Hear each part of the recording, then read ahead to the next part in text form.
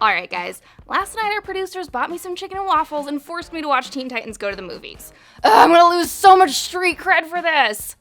Even though I was real focused on those chickies, there were hundreds of Easter eggs in every single scene of this movie, and I'm here to spoil some of them for ya.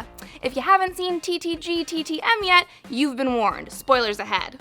I'm Whitney Van Lanningham, and these are all the Easter eggs I found in Teen Titans Go to the Movies. Alright, so first things first. We all saw from the trailers that tons of these Easter eggs were going to come in the form of movie posters, billboards, and businesses in Jump City. There were so many little nuggets left and right, it was nearly impossible to catch all of them, but I did my best. Some of my favorite business names that I saw were the Up and Atom Inn, Ace Chemical, the Lazarus Hair and Nail Salon, the Piggy Bank, Dorkside Toys, and Red Hood Tots. Obviously, the Up and Atom Inn is in reference to Ray Palmer, the Atom. The Ace Chemical plant is the birthplace of the Joker, the Piggy Bank is named after Professor Pig, one of Dick Grayson/Batman's adversaries, and Dorkside Toys is clearly a Darkseid pun. Red Hood Tots definitely made me do a double take. Of course, this little in-joke references Jason Todd's Robin, who eventually becomes the second iteration of the Red Hood. Honestly, I'd love to see TTG Robin go all Red Hood vigilante. But I'd also want him to keep all the fart jokes. Lazarus Hair and Nail Salon is probably my favorite because I feel like it's a joke for all the ladies. Nothing makes you feel more refreshed, resurrected, and brought back to life than a fresh mani and a blowout, am I right, Supergirls? Next, we gotta talk about all the awesome fake movie posters hung up around the Warner Brothers lot. We already saw a bunch of these in the trailer, but some of them still surprised me, like the poster for Jonah Rex. Apparently, in the TTG universe, Warner Brothers and DC are rebooting Jonah Hex as a dinosaur movie. The 2010 adaptation of the comics starred Josh Brolin as DC's gunslinging Western anti-hero, so I can only assume that the Teen Titans version of that would be a mashup of that and Jurassic World. I wonder if they could get Star-Lord and Blue to train Jonah. Or is that too many mashups? No! There's never too many mashups! They also have a pretty sweet looking Detective Chimp poster up there featuring Bobo T. Chimpanzee, my all-time favorite super sleuth right after Ice-T on Law & Order SVU. What's interesting is that the only other movie Detective Chimp has been featured in was Scooby-Doo and Batman, The Brave and the Bold, which is a straight-to-DVD movie only people who dollar bin dive at Walmart have seen. Next, we have Aquamanatee, which is probably just Jason Momoa in a fat suit, Batman Yacht of Justice, which we saw in the trailers, and Batgirl vs. Supergirl, a movie that I would actually see. Two chicks would never have the same whiny little fight that Ben Affleck and Henry Cavill had in Batty v Supes. They would have already stalked each other on Instagram enough to know each other's mom's names, social security numbers, and the names and addresses of all of their Tinder matches. Women don't mess around with tactical espionage. They would destroy each other immediately. I would watch the hell out of that. My favorite one, though, is the new Batman movie that all of our heroes attend the premiere for. It's just called Batman Again. But read it like, Batman! Again? I don't know. It's way funnier. I lolled. There's also a ton of in-jokes and entire scenes revolving around the blatantly obscure Challengers of the Unknown. The Challengers of the Unknown are a deep-cut Jack Kirby supergroup that have been sporadically revived by DC a number of times over the past 60 or so odd years. The Challengers are made up of superheroes Ace, Red, Rocky, Prof, and June, who go on adventures exploring science-fictional and paranormal occurrences, which makes it even funnier that Raven traps them in a random portal hole. Weird places are their bread and butter, yo! Challengers better step up if they want their own DC movie. Oh, and speaking of movies, we can't skip over the very obvious Easter eggs of each major DC character talking about their superhero movies. Y'all probably saw this part in the trailer, but there's a hilarious scene where Batman, Wonder Woman, Superman, and Green Lantern talk about their own superhero movies. There was a Green Lantern movie, but we don't talk about that. And speaking of movies, there were way more MCU references in Teen Titans Go than I even knew was legal. Either Mickey Mouse lightened up about copyright issues, or DC is making some brave decisions, because there were almost as many Marvel Easter eggs in this movie as there were DC.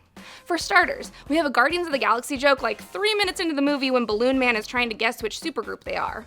I feel like the fact that they didn't have a 7-foot-tall monosyllabic tree in their gang should have been a dead giveaway, but maybe that's just me. If you've seen the trailers, you know that one of the major jokes in TTG TTM is how similar Slade looks to Deadpool. I'm happy to report that there's at least 10 Deadpool jokes aimed at Slade in the flick, and some reviewers I've seen are actually calling this movie Deadpool for kids. I'm gonna strongly disagree with that because I hate Teen Titans Go and I love Deadpool more than anything, but I gotta admit, Will Arnett as Slade is pretty goddamn funny. But that's the other thing.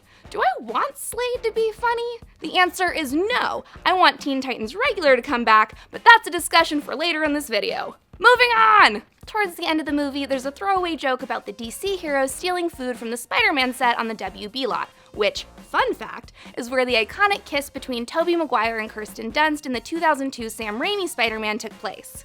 My favorite Marvel joke, however, was the fact that somehow DC got Stan Lee to do not one, but 2 cameos in this movie. I had this really horrible, morbid thought when I was watching it, like, oh god, what if Stan Lee dies soon and a DC movie is his last cameo? But that was really messed up of me, bad Whitney! Honestly, the Stan Lee cameos made me laugh hardest out of any jokes in this movie. You can take the girl out of a Marvel movie, but you can't take the Marvel movie out of a girl. And speaking of more things I didn't know Disney would ever allow, there's also a pretty sizable Lion King parody dream sequence in TTG. Robin has this weird dream that he's Simba and Batman is Rafiki and he disappoints everyone on Pride Rock. I don't know, that kid shouldn't eat cheese before he goes to bed, it gives you weird dreams. Superman fans will also notice a few nods to the Man of Steel's history. For starters, Superman is voiced by Nicolas Cage in this movie, the biggest Easter egg inside joke ever for anyone who knows how badly Nick Cage has wanted to play Superman. The Academy Award-winning actor and self-described super dork was devastated when he was finally cast as Clark Kent in Superman Lives, and the movie was infamously canceled. Superman fans will also catch that he mumbles the line, "Somebody save me," in exasperation as the Titans annoy the crap out of him, which is a reference to the refrain in Save Me, the theme song to Clark's 2001 teen drama Smallville. Speaking of songs, both Clark's and Bruce's cell phone ringtones are their respective cinematic themes. When the Titans prank call Superman as Lois, they say that she needs to be saved from Gene Hackman's real estate scheme. This references the 1978 Superman movie where Hackman plays Lex Luthor, whose mastermind plot centers around bolstering his real estate portfolio. How is that even an evil scheme? Oh man, look out! Lex Luthor's gonna get you a great deal on a 2-bedroom split level with an open concept kitchen and an ensuite. Actually, I would love it if Lex Luthor teamed up with the Property Brothers. That's a home improvement show I'd actually watch. At one point in the movie, the Titans use time cycles to mess with the space-time continuum. Not only do these cycles use Back to the Future rules to jump into the past, but they also use 2 iconic songs from the Back to the Future soundtrack, including Back in Time.